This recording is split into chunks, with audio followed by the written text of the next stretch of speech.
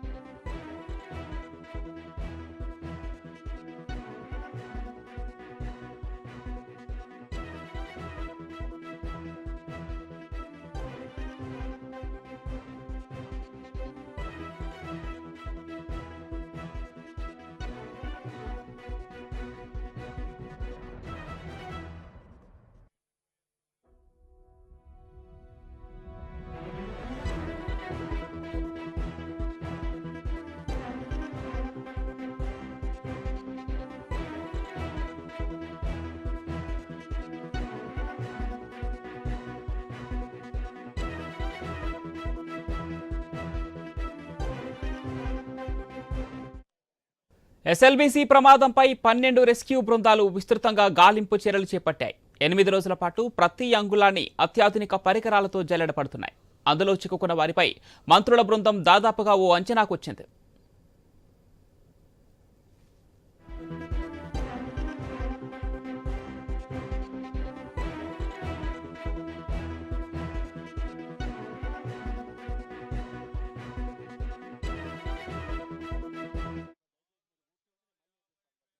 అక్కడ సపరేట్గా అక్కడ మాన్యువల్గా మనుషుల ద్వారా కూడా మళ్ళీ తవ్వడం జరుగుతూ ఉంది. కొంత తవ్వడం కూడా జరిగింది.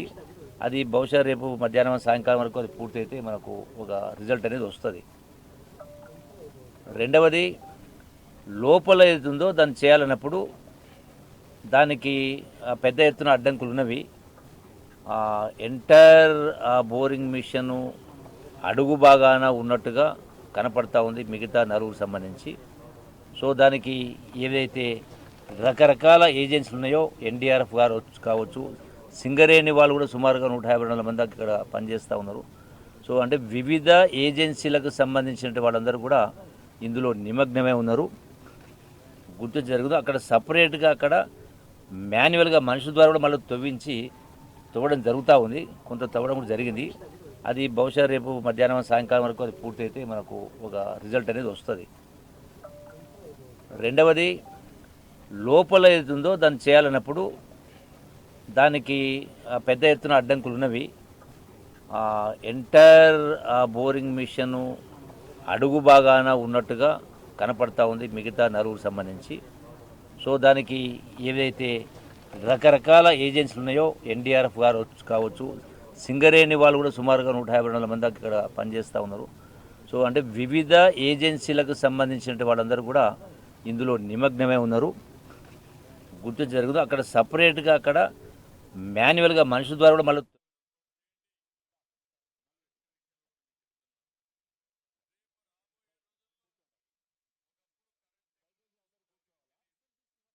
దుర్ఘటనలో 8 మంది మృత్యువాత పడ్డారని తెలుస్తుంది. దీనికి సంబంధించి స్థానిక ఎమ్మెల్యే హెచ్ఎంపేట ఎమ్మెల్యే స్థానిక ఎమ్మెల్యే చిక్కుడు వంశీకృష్ణ మన దగ్గర ఉన్నారు. ఆయన అడిగి తెలుసుకునే ప్రయత్నం చేద్దాం. చెప్పండి సార్, ఇక్కడ 8 రోజులుగా మీరు ప్రతిరోజు ఇక్కడ నిరంతరం అక్కడ సమీక్ష చేస్తున్నారు, మంత్రులు వెంబడి ఉంటున్నారు. అక్కడ ఆపరేషన్ ఎట్లా జరుగుతుంది సార్? 8 రోజుల నుంచి జరిగింది, ఈ రోజు ఏం జరిగిందని తెలిసింది మీకు? 8 రోజుల్లో నుంచి ఫస్ట్ నుంచి కూడా రెస్క్యూ ఆపరేషన్ స్టార్ట్ చేశాము. బట్ ఇనిషియల్గా 2 to 3 days మనం అక్కడ అప్రోచ్ అవుతామా కాదనే డౌట్లో ఉంటుంది వాస్తవం కూడా. బట్ ఒక 3 days బ్యాక్ ఏంటంటే మొత్తం ఈ ఎన్డీఆర్ఎఫ్ కానీ ఎస్డీఆర్ఎఫ్ అదేవిధంగా సింగరేణి తర్వాత సో మెనీ డిపార్ట్మెంట్ 12 డిపార్ట్మెంట్ పనిచేస్తున్నాయి. వాళ్ళకున్న వాళ్ళ ఎక్స్పర్ట్ నిర్ణయం ప్రకారంగా మొన్నటి నుంచి కొంత ప్రోగ్రెస్ అయింది.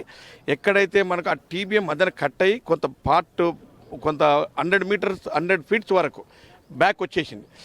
అది ఇప్పుడు ఇబ్బందిగా ఉన్నది. దాన్ని మొన్నటి నుంచి క్లియర్ చేయడం జరిగింది. ఆల్మోస్ట్ అది క్లియర్ అయిపోయింది. ఒకటి. రెండవది ఏంటంటే దాన్ని మాన్యువల్గా కొంత మడ్డును తీసేస్తూ ఉన్నారు. లోకోమోటివ్ ఏదైతే మోటార్ ఉందో లోపల ట్రైన్ ఇంటర్నల్ ట్రైన్ ఏదైతే ఆ టనల్లో ఉన్న ట్రైన్ ద్వారా బయటకు వస్తూ ఉంది. ఇక మూడవ అంశం డీవాటరింగ్, బ్రహ్మాండంగా డీవాటరింగ్ అయితేనే ఉంది. నాలుగో అంశం ఏంటంటే లోపలి వరకు ఫ్రంట్ వ్యూ వరకు కూడా యాక్సెసిబిలిటీ వచ్చింది. ఎవరైతే మన రెస్క్యూ ఆపరేషన్లో ఉన్నటువంటి వాళ్ళు ఎవరు ఉన్నారో వాళ్ళందరూ ముందల వరకు పోగలుగుతున్నారు. ఒకటి ఏంటంటే మనకు ఫస్ట్ ఈ ఎండ్ పార్ట్ ఏదైతే టీబీఎం దగ్గర ఒక 2 to 3 meters హైట్లో ఉంది ఇది మడ్. అక్కడ పోయే వరకు ఆ ఫ్రంట్ పార్ట్ పోయే వరకు దాదాపు 5 meters హైట్లో ఉంది. సో ఇట్లా స్లోప్ ఉంది. బట్ ఒక 4 బాడీలు ఇటువైపు ఉండే అవకాశం ఉంది, ఒక 4 అటువైపు ఉండే అవకాశం ఉంది. ఇటువైపు ఉన్నటువంటి ఏదైతే ఈ టేల్ ఎండ్ ఉందో రేర్ ఎండ్ అంటాం, ఆ రేర్ ఎండ్లో ఉన్నటువంటి వాటిని ఇంకా తీసుకురావడానికి ఒక 24 to 28 or 30 hours పట్టే అవకాశం ఉంది. అంటే మామూలుగా 8 రోజులు అంటే చాలా టైం తీసుకున్నారని చెప్తున్నారు. ఇప్పుడే ప్రతిపక్షాలు కూడా మీ పైన ఆరోపణలు చేస్తున్నాయి. దీనిపైన చాలా నిర్లక్ష్యంగా ఉందని చెప్తున్నారు వాళ్ళ రెస్క్యూ చేయడంలో. వాళ్ళు దీన్ని రాజకీయం చేస్తూ ఉన్నారు. వాళ్ళదంతా పొలిటికల్ డ్రామా. నిజంగా చెప్పాలంటే political drama. It's not a man made. మనుషులు చేసిన తప్పిదం కాదు, ఇది న్యాచురల్ కెలామిటీ, ప్రకృతి వైపరీత్యం. ప్రకృతిలో ఎక్కడ టనల్ దొరికినా అప్పుడప్పుడు కొలాప్స్ అవుతుంటుంది, ఇది కామన్. But unfortunate thing. దీన్ని మేమందరం కూడా గవర్నమెంట్ ఆఫ్ తెలంగాణ గౌరవ ముఖ్యమంత్రి గారు కూడా మినిట్ టు మినిట్ మానిటరింగ్ చేస్తూ ఉన్నారు. మంత్రులు వస్తూ ఉన్నారు, కన్సర్న్ మినిస్టర్ గారు, జిల్లా మంత్రులు అంతే ఎప్పటికప్పుడు మినిట్ టు మినిట్ మేము అంటే మానిటరింగ్ చేస్తూ ఉన్నాం. దాదాపు 12 డిపార్ట్మెంట్లు పనిచేస్తూ ఉన్నాయండి.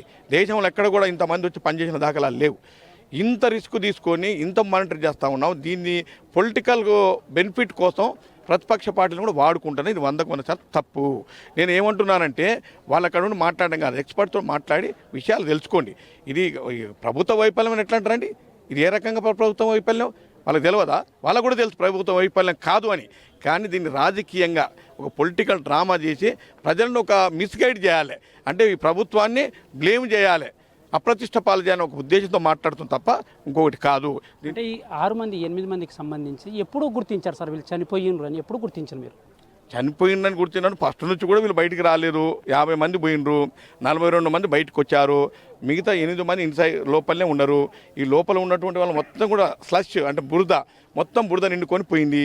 ఆ బురద నిండి ఉంది కాబట్టి వాళ్ళు బతుకునే ఛాన్సెస్ అయితే లేవు. ఫస్ట్ నుంచి కూడా మేము అదే అనుకుంటున్నాం. ఎందుకు అంటే వాళ్ళు ఏమైనా కొంచెం ప్రాణంతో ఉన్నా ఫస్ట్ డే ఇట్ సెల్ఫ్ లోపలికి పోయి వాళ్ళతో పిలిచారు, కేకలు పెట్టారు, సౌండ్ చేశాం. అక్కడ ఏమైనా బతుకుంటే కొంత సౌండ్ వచ్చేది. కాబట్టి బతుకునే ఛాన్సెస్ అయితే లేవు. అన్ఫార్చునేట్ థింగ్ ఇది. అందరం కూడా బాధపడుతున్నాం. వాళ్ళు ఎక్కడి నుంచో వేరే రాష్ట్రాల నుంచి వచ్చి మన కోసం పనిచేస్తూ ఉన్నారు. వాస్తవంగా వాళ్ళు సాక్రిఫైస్ అంటే వాళ్ళు అట్లా కావడం అత్యంత బాధాకరం. దీని మీదనే గౌరవ ముఖ్యమంత్రి గారు స్పందిస్తూ ఎప్పటికప్పుడు మినిట్ చేసి ఏమైనా కానీ దేశంలో ఎంతమంది ఎక్స్పర్ట్ అంతమంది రండి, ఏ ఇన్స్ట్రుమెంట్ కావాలంటే ఆ ఇన్స్ట్రుమెంట్ వాడమని చెప్తా ఉన్నారు. ఎక్కడ కూడా మేము నెగ్లిజెన్సీ లేదే. ఇది కావాలని ప్రతిపక్ష నాయకులు చేస్తున్నటువంటి ఈ ఒక బ్యాడ్ ప్రాపగండా తప్ప మరొకటి కాదు. మేము ఎంత చేయాలో అంత చేస్తూనే ఉన్నాం. ఇవాళ వితిన్ 1 hourలో మా మంత్రి గారు ఇక్కడికి రావడం జరిగింది. నేను ఒకటి అడుగుతాను ప్రతిపక్ష నాయకులకు, ఇక్కడే లెఫ్ట్ పవర్ హౌస్ ఉండే 2020లో ఆగస్టు 20 నాడు ఇక్కడ ఫైర్ యాక్సిడెంట్ అయ్యి 9 మంది చనిపోయారు, 7 మంది ఇంజనీర్లు చనిపోయారు, 2 టెక్నికల్ పీపుల్ చనిపోతే అక్కడ ముఖ్యమంత్రి గారు రాలేదు, మంత్రులు రాలేదు, 3-4 రోజులు వచ్చిన దిక్కే లేదు. ఇవి చాలా కోకోలను ఉన్నాయి. నేను నిన్న కూడా స్టేట్మెంట్ ఇచ్చాము. ఇది వాళ్ళతో మేము రాజకీయం చేయలే కదా. అప్పుడు వాళ్ళు కావాలని రాజకీయం చేస్తున్నారు. ఇది 100% తప్పు. నేను పూర్తిగా ఖండిస్తూ ఉన్నాం. అంటే మీరు గుర్తించిన ఈ మృతదేహాలు ఎప్పటి వరకు బయటికి తీయవచ్చు సార్? ఒక 24 గంటలు 30 గంటల లోపల వస్తాయి. కొన్ని అన్ని కావు, కొన్ని వచ్చే ఛాన్సెస్ ఉన్నాయి. 30 hours కొన్ని మృతదేహాలు బయటకు వచ్చే ఛాన్సెస్ ఉంది. వాళ్ళు సీరియస్గా పనిచేస్తూ ఉన్నారు, వార్పుట్ బేసిస్ మీద పనిచేస్తూ ఉన్నారు. అంటే ఆ కుటుంబాలకు ఎలాంటి న్యాయం చేయగలుగుతారు సార్? కుటుంబాలకు ఇక్కడ ఉన్నటువంటి జేపీ కంపెనీ ఇన్సూరెన్స్ చేసింది, ఇన్సూరెన్స్ డబ్బులు వస్తాయి. అదేవిధంగా ఆ కంపెనీ కూడా కొంత ఫైనాన్షియల్ సపోర్ట్ చేస్తామంటా ఉన్నారు. అన్నిటికి మించి గవర్నమెంట్ ఆఫ్ తెలంగాణ గౌరవ ముఖ్యమంత్రి గారు కూడా ఫైనాన్షియల్ సపోర్ట్ చేయడానికి సిద్ధంగా ఉన్నారు.